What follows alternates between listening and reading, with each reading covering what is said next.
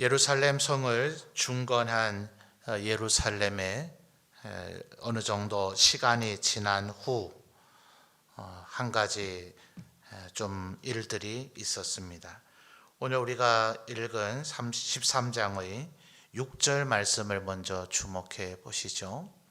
6절 말씀을 보면 느헤미야가 어쨌든 신분상 페르시아 바사 제국의 아닥사스다 황제 아래의 유다 예루살렘의 총독 신분으로 예루살렘에 와 있었죠.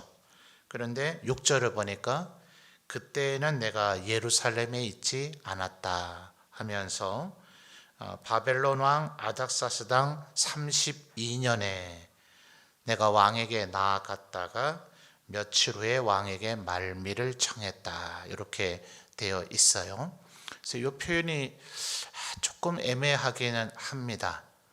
그러니까 1장을 기억해 보시면, 자, 조금 시간이 많이 갔으니까 1장 잠깐만 찾아볼까요? 자, 느헤미야 1장을 보시면 1장 1절을 보겠습니다. 느헤미야 1장 1절. 자, 다 같이 읽어볼까요? 시작. 하가랴의 아들 느헤미야의 말이라. 아닥사스다 왕 제20년 기슬로월에 내가 수산궁에 있는데, 이랬습니다. 자, 그러니까 이 모든 느헤미야서의 출발이 아닥사스다 왕 20년에 시작이 됐죠. 근데 지금 방금 읽었던 13장 6절을 보니까 32년이에요. 그러니까 무려 12년의 세월이 흘렀죠. 근데 우리가 살펴본 대로 예루살렘 성을 쌓는 것은 52일밖에 걸리진 않았어요. 그러니까 예루살렘까지, 수산궁에서 예루살렘까지 어떤 건축 재료를 좀 가지고, 화물이 많은 거죠. 짐을 많이 가지고 행군해서 온다면 이제 시간이 얼마 걸렸을까? 사실 뭐 성경에 정확한 그런 날짜들, 여정을 표현해 준 것이 없기 때문에 얼마일지 추론하기는 참 어렵습니다. 뭐 지금과는 도로망 같은 것들이 달랐을 것이고, 또 오늘 지금과 같이 뭐 차량이 있는 게 아니니까 이제 말이나 혹은 낙타, 뭐 또 모르겠습니다. 어떤 수레를 동원했는지 이제 그런 것들을 동원해서 와야 될 터이니까 이제 중간중간에 또 얼마를 머물렀는지 일기 상태에 따라 또 다르지 않겠어요?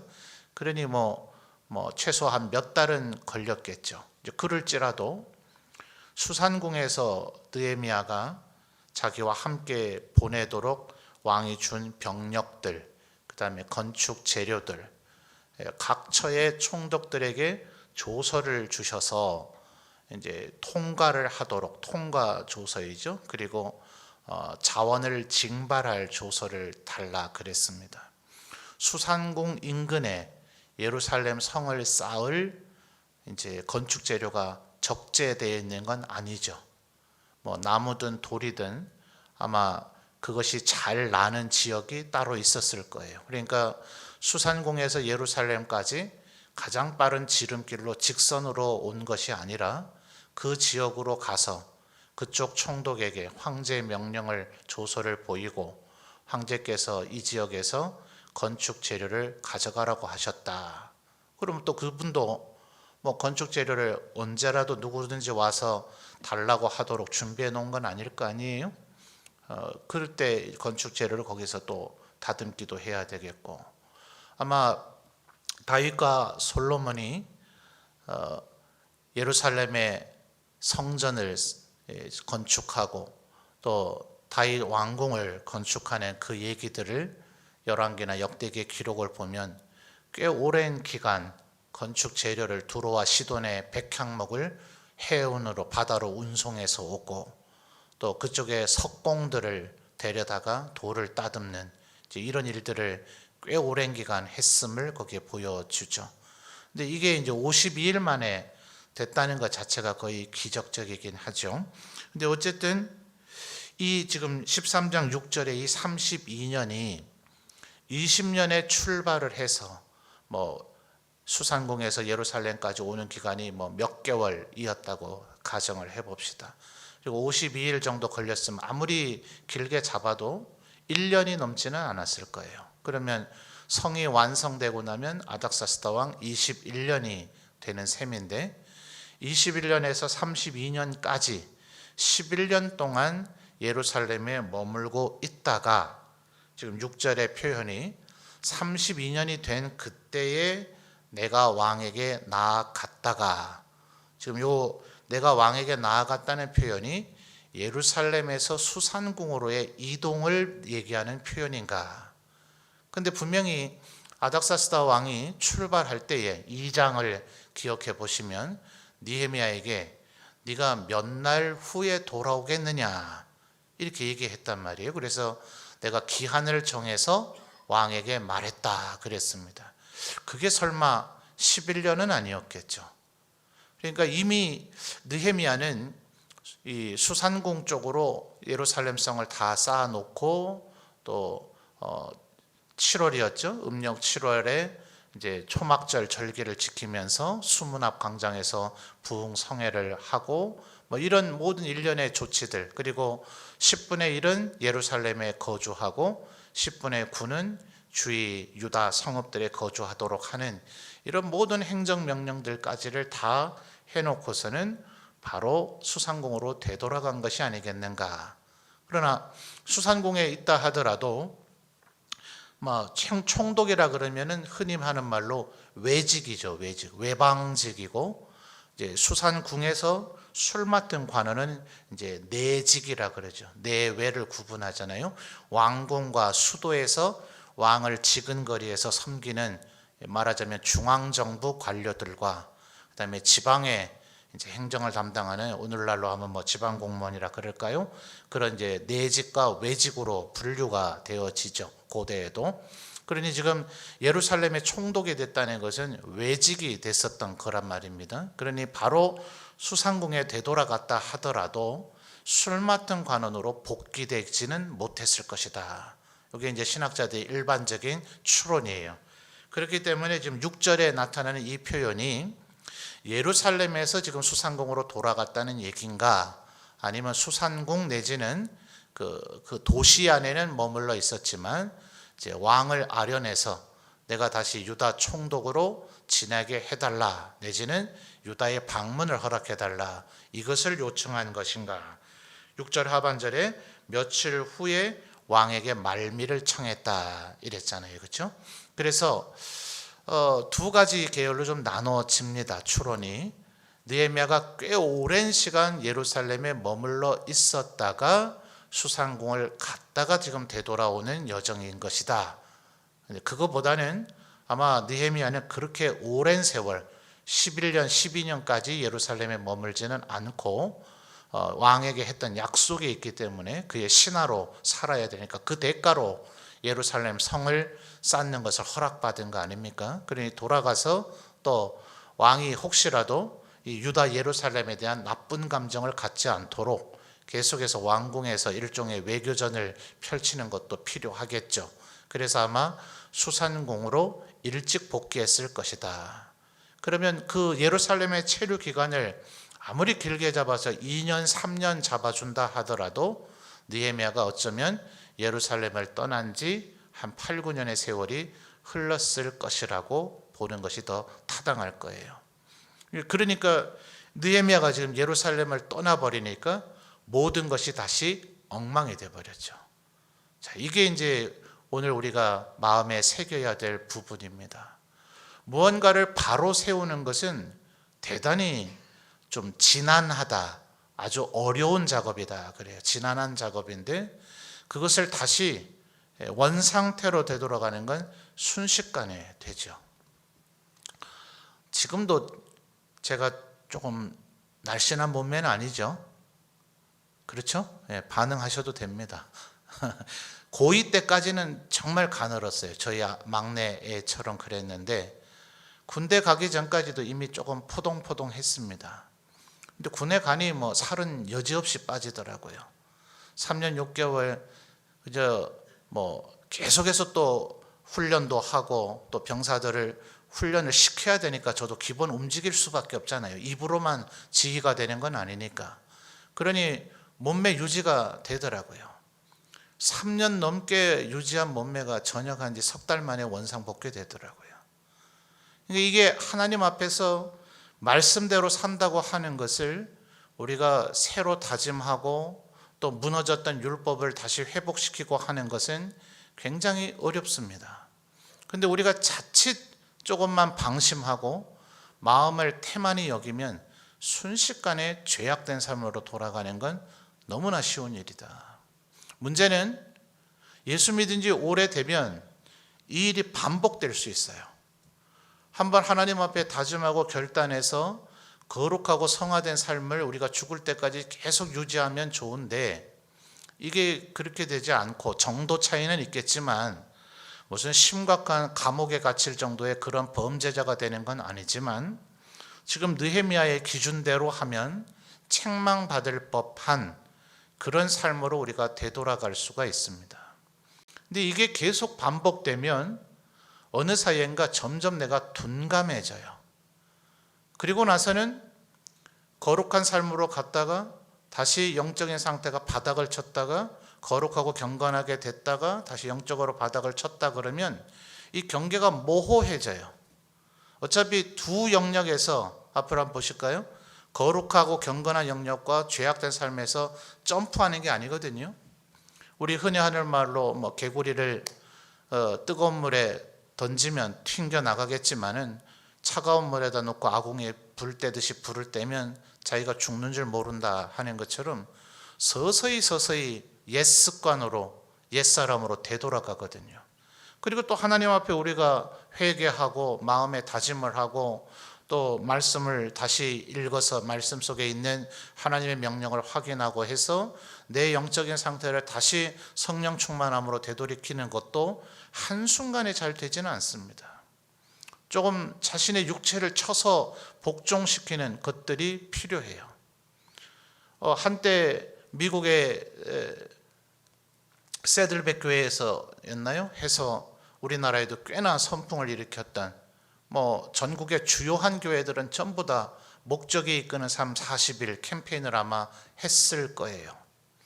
40일이 무슨 어떤 능력의 신비로운 숫자가 아니라 사람들이 또 다니엘의 새 기도를 지금도 하죠. 오륜교회에서 해서 지방에 있는 교회들도 유튜브로 함께 그것을 하도록 이렇게 좀 유도를 하고 있는데, 그 오륜교회에서 하기 전에도 또 제자들 교회에서 또 그런 운동을 했었죠. 성경에 나타난 다니엘서에 나타난 새 일에 21일이죠. 21일이나 혹은 40일 정도는 뭔가 내를 아주 육체를 쳐서 복종시키는 그런 아주 결단을 해야 내 삶의 습관과 패턴이 바뀌는 거예요. 그러니까 한순간에 되지 않아요. 그냥 오늘 예를 들어 이 저녁에 말씀 듣고 그래 내가 지금 영적으로 나태해져 있었어, 게을러져 있었어, 내가 다시 성령 충만하지 않은 상태가 돼버렸어, 내가 오늘 이 저녁에 결단해야 되겠어, 다시금 하나님 앞에 내가 거룩하고 경건하게 살아야지 해서 오늘 이 밤 대단한 결단을 한다 하더라도 당장 내일 성령 충만함의 상태로 가지는 않는다는 거예요. 또 이 악하고 게으른 내 습성을 거룩하고 경건한 습성으로 바꾸기 위해서 각고의 노력을 해야 되죠. 내 육체를 쳐서 복종시켜야 돼요. 그러니까 다시 서서히 경건한 쪽으로 가고 또 경건했던 내가 또다시 영적으로 고갈되는, 서서히 이렇게 왔다 갔다 하다 보니까 지금 내가 서 있는 이 위치가 어딘가 이 경계가 모호하단 말이에요. 나는 지금 경건한 쪽에 그래도 조금 많이 가 있는가, 아니면 내가 영적으로 지금 아주 피폐해져 있는 가운데 서 있는가, 이렇게 되면 내 문제를 문제로 느끼질 못해요. 내 스스로를 그냥 이 정도면 괜찮지 뭘 그래, 이 정도면 그래도 하나님 앞에 칭찬받을 만하지 라는 생각 속에서 자신의 문제를 전혀 느끼지 못하는 가운데 결국은 최악의 상태에 빠졌는데도 불구하고 자기를 되돌이켜보거나 점검하지 못하게 된다 하는 거예요. 그러니 여러분, 잠언의 그 말씀을 기억하셔야 돼요. 철이 철을 날카롭게 하는 것처럼 친구가 그 친구의 얼굴을 빛나게 한다. 대장간의 모습을 연상시키는 거 아니에요? 망치와 모루에 올려놓고 시뻘겋게 달궈진 쇠를 두드려 패면 얼마나 아프겠어요. 그런데 그런 고통이 있어야, 그래야 쇳덩어리가 칼도 되고 또 창도 되고 뭐 병기도 되고 아주 쓸모있는 농기구도 되는 것이지, 그 뜨거움과 그 얻어맞는 망치의 모루질을 그거 싫다 하면 아무짝에 쓸모없는 불순물이 섞여 있어서 분명히 철 성분이 많이 있기는 있으나 별로 돌보다 그닥 강하지도 않고 강한 철의 힘을 나타내지 못하는 그런 무기력한 상태에 머물러 있게 된다 하는 거예요. 자, 느헤미야가 자리를 비운 사이에 어떤 참담한 일들이 일어났는가 하는 것을 우리 한번 살펴보죠. 사실 13장 1, 2, 3절은 다시 한번 말씀드리지만 장절은 성령의 감동이 아닙니다.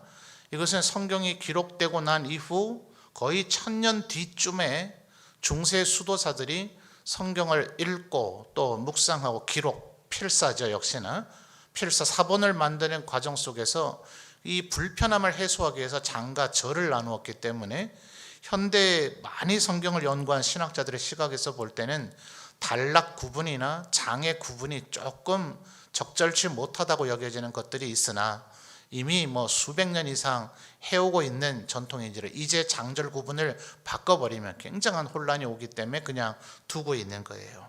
13장 1, 2, 3절은 사실 그 앞부분, 하나님 앞에 견고한 언약을 맺었죠.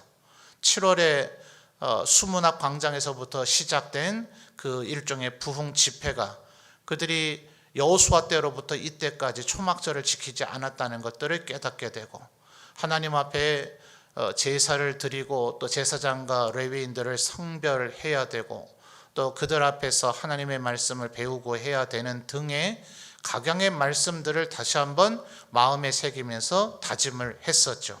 그것 가운데 하나가 13장 1, 2, 3절의 내용이기도 합니다. 이방인들과 교류를 하지 말아야 된다 하는 것이에요. 근데 이제 이것이 왜 그러면 13장으로 분류를 했을까? 그 뒤에 이어지는 4절 이후에 사건과 너무나 원인과 결과로서 대조가 되기 때문에 13장으로 묶었을 수도 있다. 또 이렇게 보는 이들도 있어요. 자, 1절을 보시죠. 뭐라고 얘기하고 있습니까? 암몬 사람과 모압 사람은 영원히 하나님의 총회에 들어오지 못한다. 물론 이것은 개개인적으로 100% 적용되는 건 아니죠.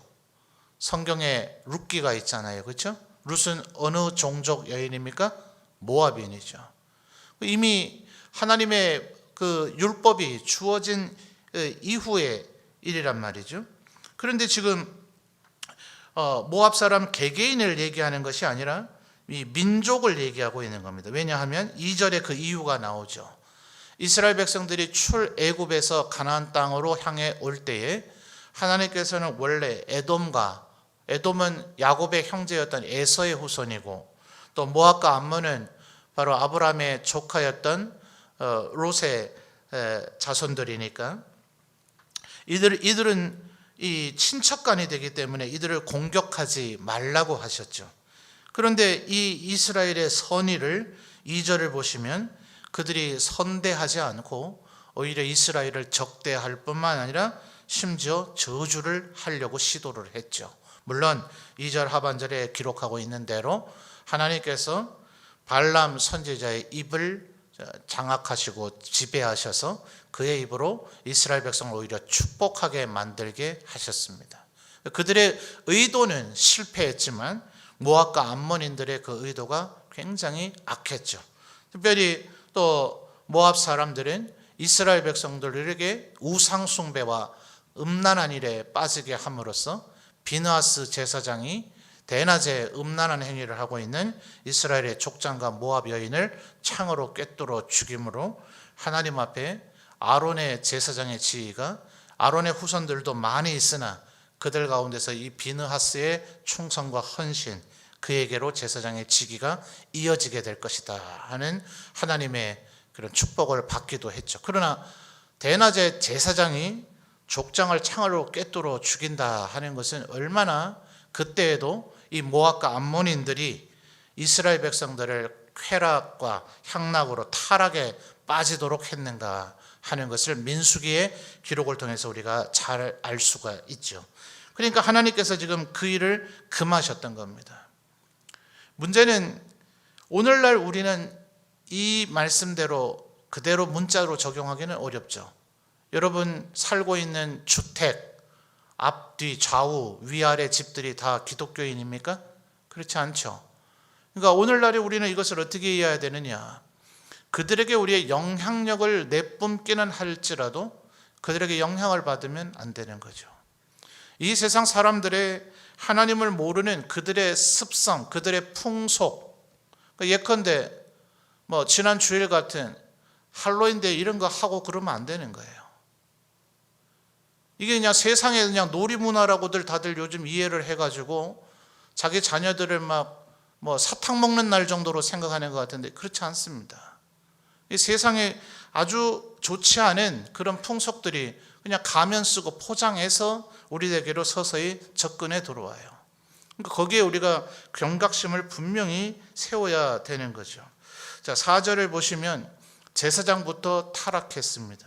4절을 보면 제사장 엘리야십이 암몬 사람 도비아를 심지어 성전 뜰에다가 그 원래는 5절의 말씀을 보면 소재물, 유향, 그리고 11조, 포도주, 기름, 거제물 이런 것들 보관하는 일종의 창고인데 그것을 이방인, 암몬 사람이 와서 좀 머물 수 있는 일종의 게스트룸이랄까요? 그런 형태로 꾸민 겁니다. 근데 문제는 그 위치가 심각하게도 성전 뜰이죠.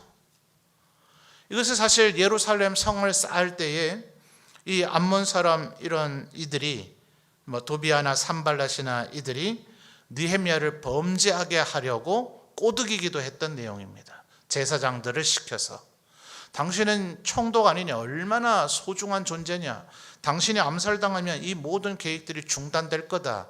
그러니 당신을 철저하게 호위하고 경호하려면 어디에 머물러야 되겠느냐.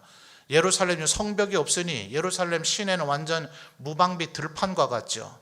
그러니 성전이 그나마 성전 외곽 울타리가 있고 거기에 성전 경비대가 배치가 돼 있으니 물론 느헤미야가 데리고 온 페르시아의 군대보다는 오히려 못할 거예요. 무장력이. 그러나 그들이 보호하고 있는 성전 안에 당신이 머물고 있으면 암살자들의 접근을 훨씬 차단할 수 있을 것이다.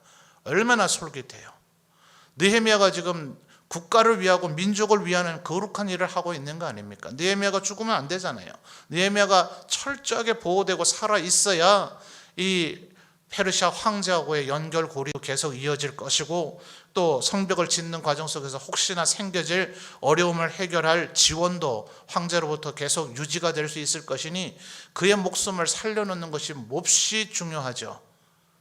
아무리 그것이 중요할지라도 하나님의 말씀보다 중요하진 않죠.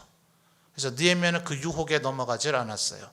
내 같은 자가 감히 무엇이길래 하나님의 성전 안에서 내가 잘 수 있으랴 이렇게 대꾸하면서 그 유혹에 응하지를 않았죠.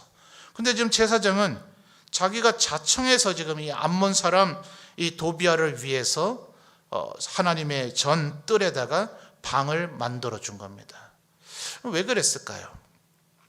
두 발짝 세 발짝 물러나서 생각을 해줘도 느헤미야가 아마 수산공으로 되돌아갔으니 암몬 사람과 모압 사람들의 군사력이 못지 않았겠죠. 그러니 그들과 잘 지내는 것이 필요하다 여겼겠죠. 그래야 느헤미야가 없을 때 만일에 일어나는 습격 사태를 아예 방비하려면 그런 일이 아예 안 일어나게 하려면 그들과 친하게 지내는 것이 좋겠다고 여겼을 겁니다.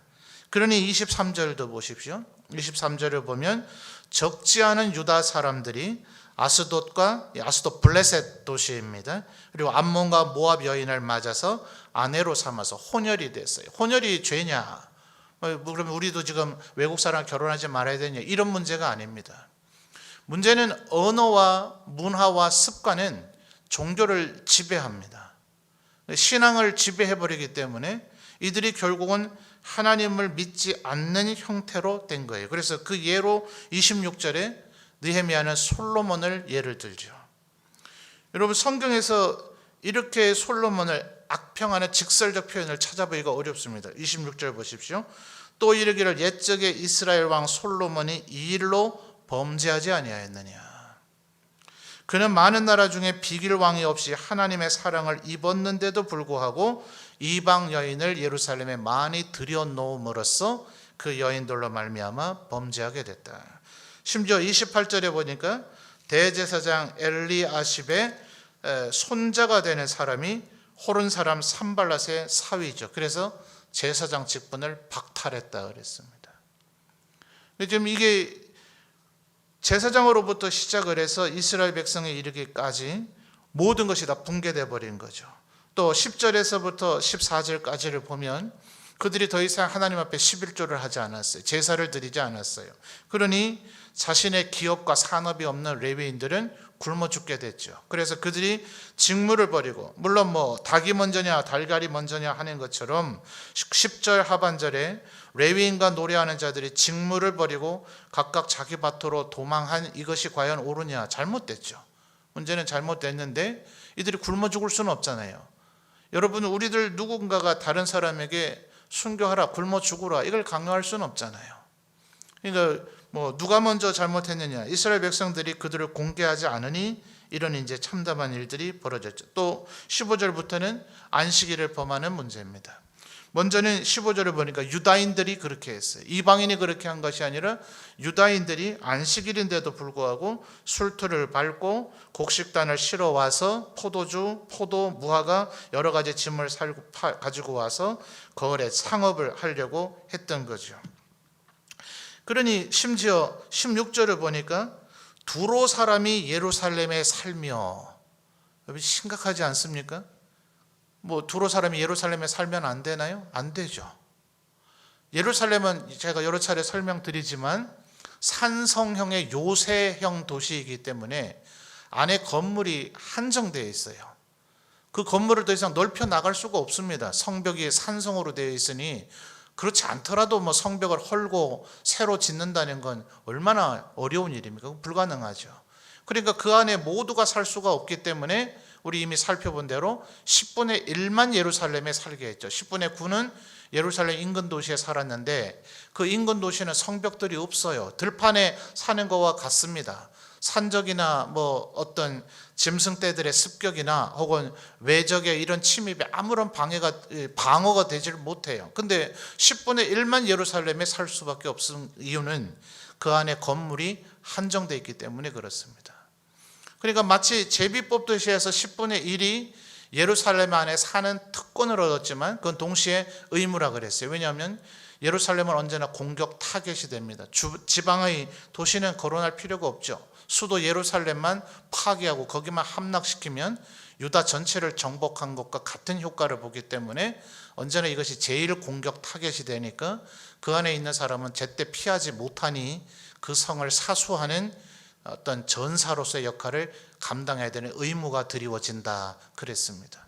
그럴 정도로 지금 유다 예루살렘 사람들조차도 모두가 거기 살지 못해서 10분의 1만 제비 뽑아서 살게 되는데 16절에 지금 어떻게 했다고요? 두로 사람이 예루살렘에 사는, 어떻게 이런 일이 벌어질 수 있느냐 말이에요. 이 일은 어떻게 됐을까요? 그 10분의 1에 제비 뽑았던 사람들 중에 누군가가 현대적으로 말하면 일종의 전세를 놓듯이 자기 집에 방 한 칸을 내줬든지 아니면 그로 인해서 막대한 이익을 얻기 위해서 그에게 자신의 집을 양도하고 자기가 예루살렘을 방어하기 위한 전사로 살아가겠다는 서약을 위반하고 자기는 예루살렘 밖에 나가 사는 행위를 했을 거예요. 상세 설명은 안 되어 있지만 16절 상반절의 의미는 바로 그런 의미란 말입니다. 그러니 이 두로 사람이 유사시가 되면 예루살렘을 방어하기 위한 전사가 되겠습니까? 만약 두로와 관련된 외적이 침입해 들어오면 이 사람은 스파이가 될 가능성이 굉장히 높죠. 그런 식의 고대 전사들이 많이 이용을 했습니다.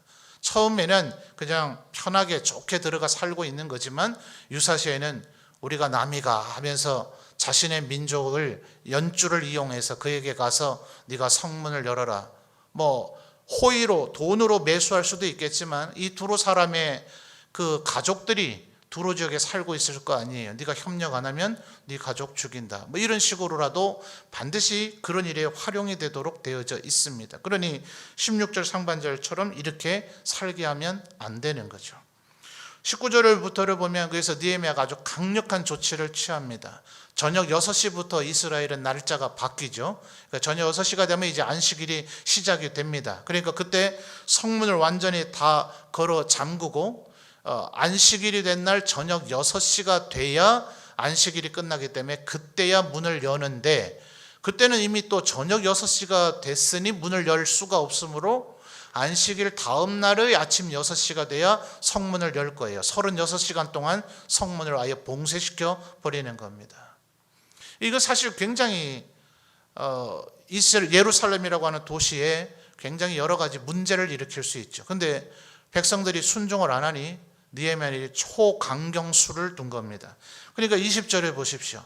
에이 설마 일주일에 36시간씩이나 성문을 봉쇄해버리면 이 예루살렘의 경제가 어떻게 될 것인가, 이러다가 말겠지, 그냥 엄포 주는 거겠지 해서 20절에 보면 안식일 다음 날 아침 6시가 되면 성문을 열겠지 하는 생각에 기대감을 가지고 성 밖에서 자고 있으니, 그러면 이제 내부에서도 저 사람들 너무 고생스럽지 않습니까? 문 열어주시죠. 이런 건의가 느헤미야에게 올라올 수 있겠죠. 그러니 21절에 느헤미야는 한 번만 더 성 밖에서 자고 있으면 잡겠다. 그 뒤에 뭐 잡겠다는 말만 했지만 잡아 죽인다는 얘기죠. 그러니 다시는 그들이 오지 않았다고 21절에 얘기하고 있어요.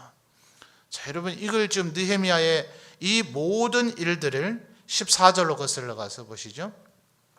14절과 7절 말씀을 대조를 해보세요. 자, 제사장이 도비야를 예루살렘 성전에 데려다가 살게 한 일, 대단히 외교적인 행위일 수 있어요. 예를 들면 뭐 이렇게 딱 비교할 수는 없지만 수도 서울에 우리는 많은 외국의 대사관들이 있잖아요. 마치 그렇게 한 외교적 행위와 같아요. 대사를 우리나라에 파견하도록 하라. 그 나라하고 친하게 지내자는 얘기 아닙니까? 친하게 지내게 되면 그 두 나라 간에 무역이 이루어지게 되고, 그 두 나라 간에 서로 평화가 도모되어지고, 두 나라 간에 막대한 경제적 이익을 얻게 되겠죠.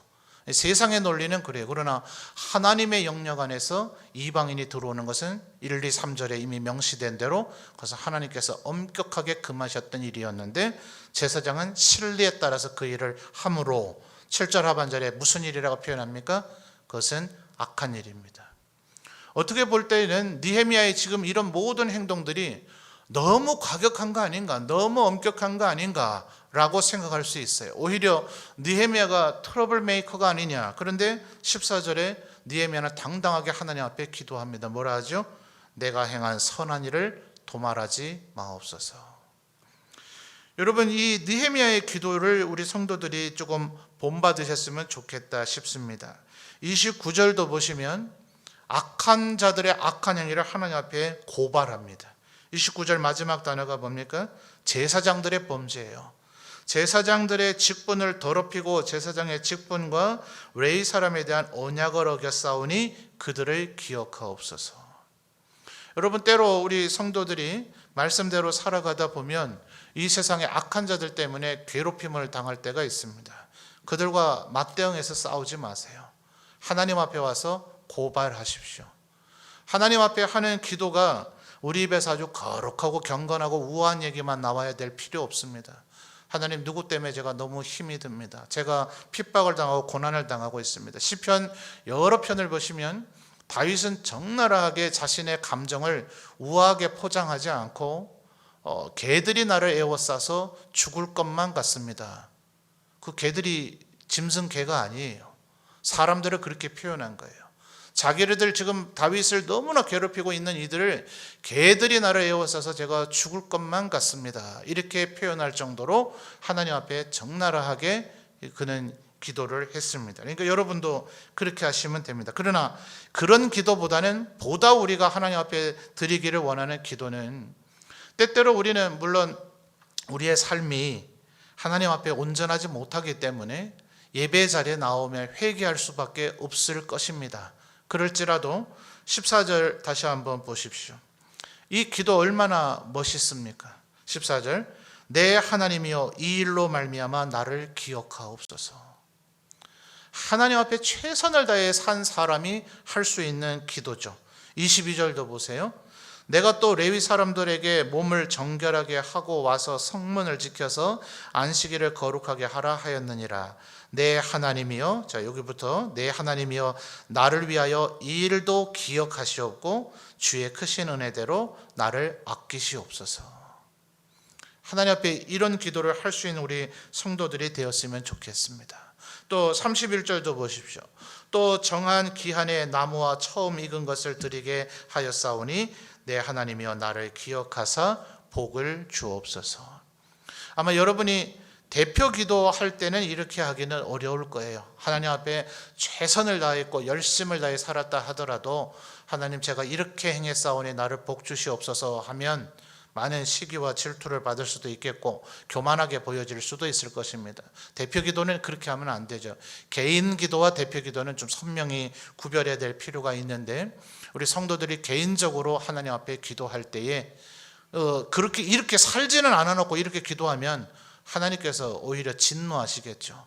그러나 느헤미야는 이렇게 기도하는 사람도 있구나. 성경 전체를 보세요. 성경 전체에서 느헤미야처럼 이렇게 기도한 사람을 또다시 찾아보기가 참 쉽지 않습니다. 물론 바울 사도가 내가 그리스도를 본받은 것처럼 너희는 나를 본받으라 하는 그런 표현이 같은 맥락에 있다 할 수 있겠지만 그건 성도들을 향한 권면이고요.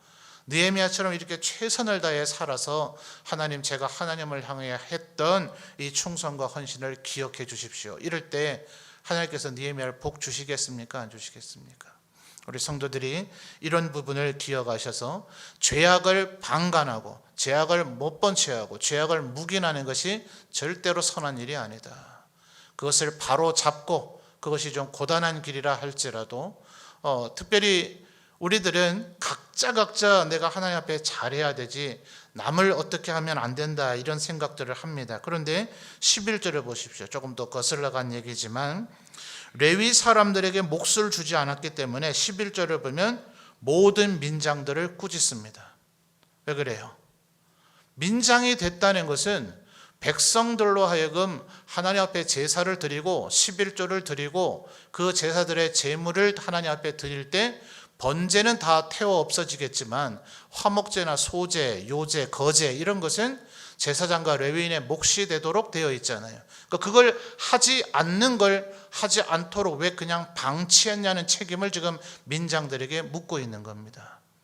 우리는 자꾸 다른 사람들 정죄하고 비난하고 왜 똑바로 안 사냐 이렇게 하면 안 되지만 특별히 지도자의 반열에 있는 분들은 성도들이 혹은 백성들이 바른 길로 가도록 지도해야 될 책임이 있죠.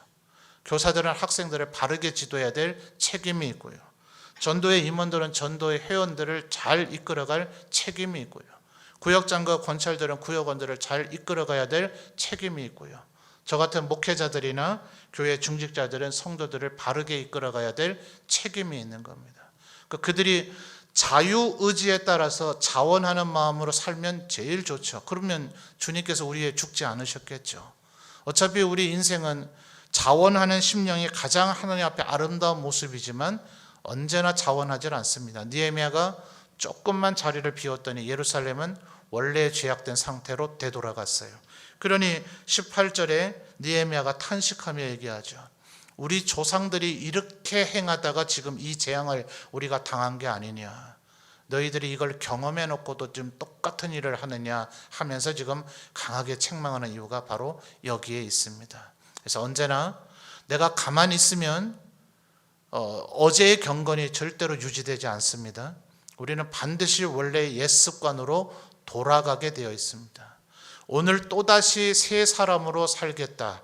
하나님의 거룩한 성품을 가지고 살겠다는 다짐과 결단이 있어야 겨우 현상 유지라도 할 것입니다. 그러니까 우리 각자가 날마다 내가 영적으로 피폐한 자리로 다시 퇴보하고 있지는 않은지 스스로를 늘 점검해야 되겠고 지도자된 우리 교회 직분자들은 성도들을 잘 이끌어가는 일에 더욱더 충성과 헌신을 다해야 될 것입니다. 이것이 하나님께서 기억하실 선한 일이다 하는 것을 기억하셔서 더욱더 하나님 앞에 거룩하고 경건하게 살아가시기를 다짐하고 결단하시는 이 밤이 되시기를 바랍니다.